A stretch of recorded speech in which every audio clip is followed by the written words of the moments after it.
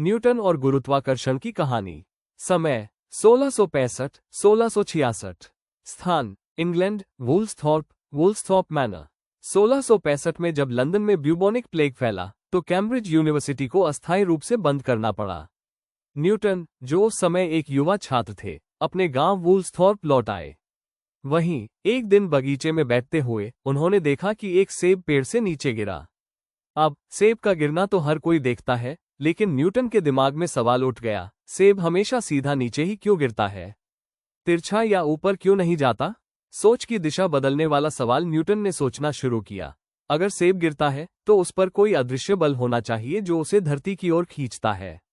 ये बल सिर्फ सेब को ही नहीं, बल्कि हर वस्तु को जमीन की ओर खींचता है।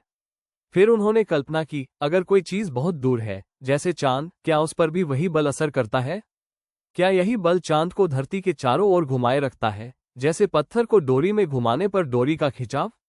गणित और सिद्धांत। न्यूटन ने गणित और पहले के खगोलशास्त्रियों के डेटा, खासकर केपलर के ग्रहों के नियम का उपयोग करके निष्कर्ष निकाला कि गुरुत्वाकर्षण का बल दो वस्तुओं के द्रव्यमान के अनुपात में होता है और उनकी दूरी के वर्ग के व्युत्क्रमानुपाती होता है। इसी से बना न्यूटन का सार्वत्रिक गुरुत्वाकर्षण का नियम, Fg=gmm(r2).